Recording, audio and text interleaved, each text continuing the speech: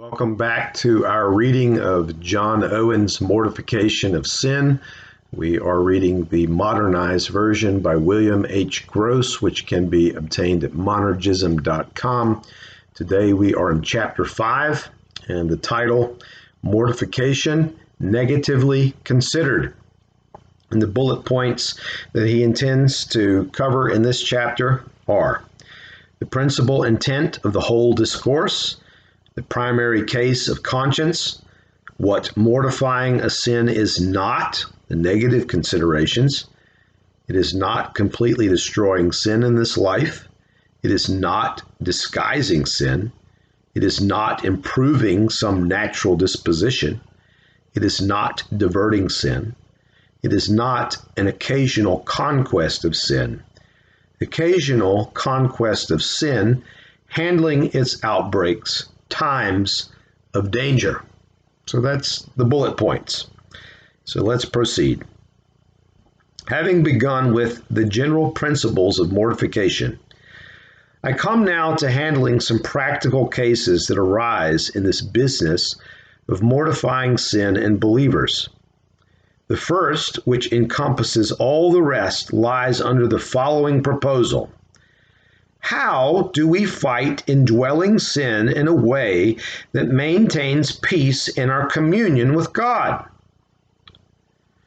Suppose a man is a true believer, and yet he discovers a powerful indwelling sin that holds him captive to the law. It consumes his heart with trouble, confuses his thoughts, and weakens his soul with regard to his duties of communion with God. It disquiets his peace. Perhaps it defiles his conscience and hardens him through the deceitfulness of sin. What can he do? What course can he take to mortify this sin, lust, compulsion, or corruption? Even though the sin is not completely destroyed, how can this man continue his conquest with it in a way that maintains power, strength, and peace in his communion with God? In answer to this important inquiry, I will do the following. And now Owen gives an insight into the chapters that are coming. Chapters 5 and 6, the first principle of mortifying sin, show what it means to mortify a sin both negatively in chapter 5 and positively in chapter 6. This is so that we will not be mistaken in laying the foundation for this endeavor. In chapter 7, the second principle, the ways and means a soul may use to mortify a particular lust. I will give some general rules for what is absolutely necessary to mortify sin.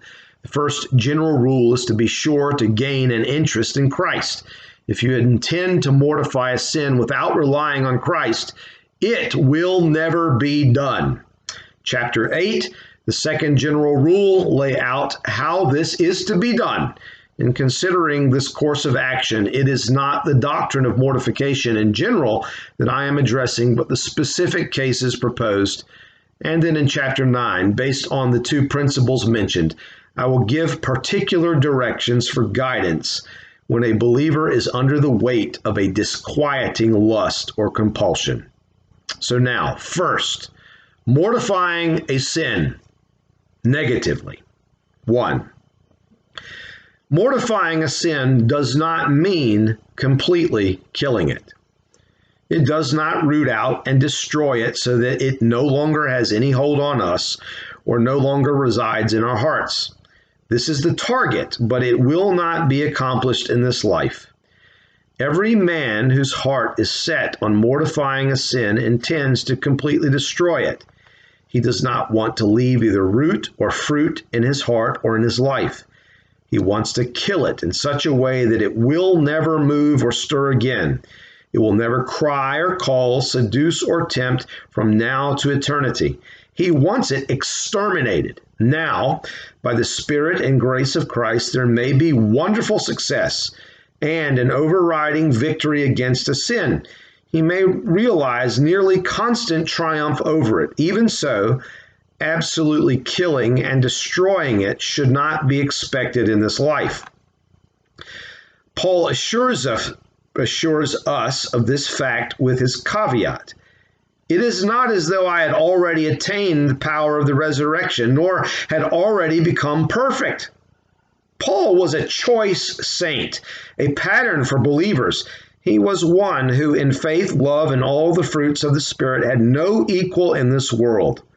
On that account, he ascribes perfection to himself in comparison to others in verse 15. He had not yet attained. He was not yet perfect, but he was following after. This is in Philippians chapter 3.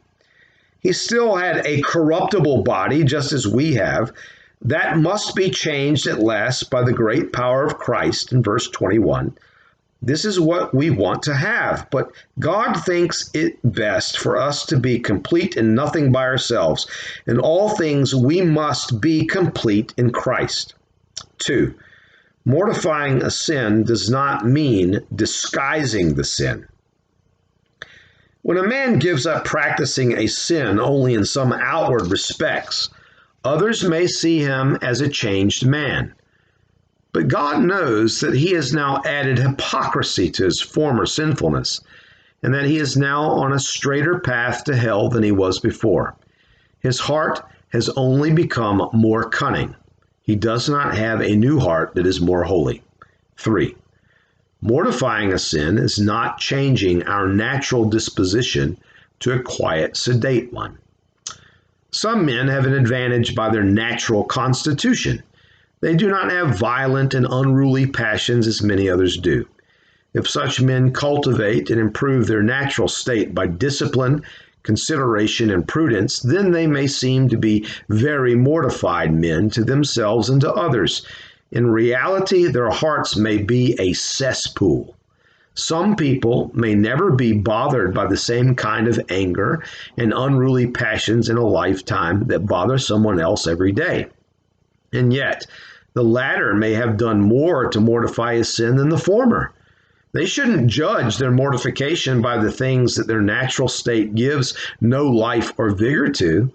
They need to judge themselves by their self-denial, unbelief, envy, or some other spiritual sin. Then they will have a clearer view of themselves. 4.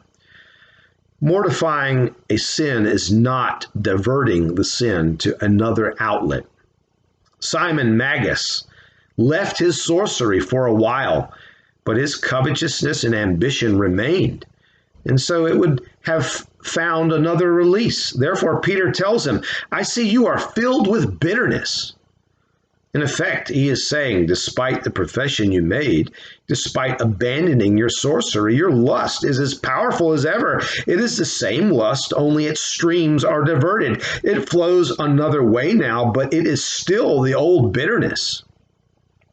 A man may recognize a lust, resolve to prevent its outburst, and take every precaution to ensure it will not break out again, but the same corrupted habit simply vents itself some other way. It is like someone who heals a weeping sore and thinks he's cured, but his flesh is still infected and it breaks out in another place. This diversion of sin, which, with its altered behavior, is often brought about by changes in areas of our life that have nothing to do with grace. A change in our relations, interests, or plans may bring it about. A change in a man's constitution, brought on by natural progress in the course of his life, may produce such change. Older men do not usually continue in their pursuit of youthful lusts, even though they never mortified them. It is the same as bartering lust, leaving one to serve another. A man may exchange pride for worldliness, sensuality for legalism, pride in himself for the contempt of others. He shouldn't think he mortified his sin just because he abandoned it for another. He has changed his master, but he remains a servant to his sin. 5. Mortifying a sin is not getting occasional victories over it. There are 2 occasions or seasons when a man who is wrestling with a sin may think he's mortified it. 1. It happens when he has a regrettable outburst that rattles his complacency and terrorizes his conscience. It has a potential for scandal, and it obviously provokes God. This is a wake-up call that shocks and startles him. It fills him with disgust for his sin and for himself. This sends him to God and makes him cry out as for his very life. It stimulates him to abhor his lust like hell itself, and so he sets himself against it. Now that the whole man, both spiritual and natural, has been awakened, sin pulls in its head. It takes a low profile and seems dead before him. It is like someone who sneaks into an army camp at night and kills an officer. Instantly the guards awake, the men are roused, and a search begins for the enemy. In the meantime, the killer hides himself until the uproar is over, where he lies down like someone who is dead. Yet he is firmly resolved to do the same thing again as soon as he has an opportunity. When the Corinthians were accused of sin, they quickly mustered themselves to destroy it. It is the same way when a person's conscience has been pierced, perhaps by his lust in an outbreak of actual sin. Caring, indignation, desire, fear, revenge, all with axe in hand, are bent on working against the sin, and so for a season the lust is quiet. It has been run to ground like a fox in a hunt. But when the hurry is over and the inquest is past, the thief appears again alive and as busy as ever at his work. 2. It happens when he is convinced that he has mortified it in the crucible of some judgment, disaster, or pressing hardship. The heart is consumed with thoughts of how to flee from the present troubles, fears, and dangers of his sin. A person convicted in this way believes he can escape only by relinquishing his sin to gain peace with God. It is the anger of God that disturbs him.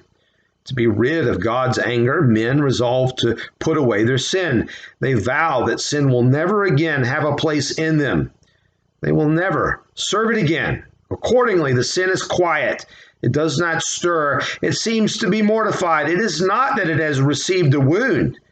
It is merely because the person's soul has regained its faculties. It asserts itself with thoughts that are inconsistent with the behavior of sin. Once such thoughts are laid aside, sin returns to its former life and vigor.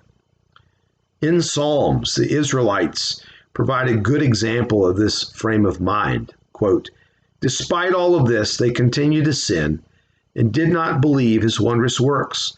Therefore God consumed their days in futility and their years in trouble. When he killed them, then they sought him. Then they returned to him and inquired after him early. They remembered that God was their rock and the high God their Redeemer. Nevertheless, they flattered him with their mouth and they lied to him with their tongues. Their heart was not right with him, nor were they true to his covenant." Close quote. I have no doubt that when they sought him and returned to him and inquired after God early, they fully intended to relinquish their sins. It is expressed in the word returned. To return or to return to the Lord is done by relinquishing sin. They did this early with earnestness and diligence, and yet, despite all of this, their sin was unmortified, as verses 36 and 37 say. This can be the state we are in after numerous defeats under trial. This can often lead to a great deception in the hearts of believers when sin remains. There are many other ways through which people deceive themselves and assume they have mortified their lusts. They think they are invincible, and then they succumb again and again to sin, bringing upheaval and worry on themselves.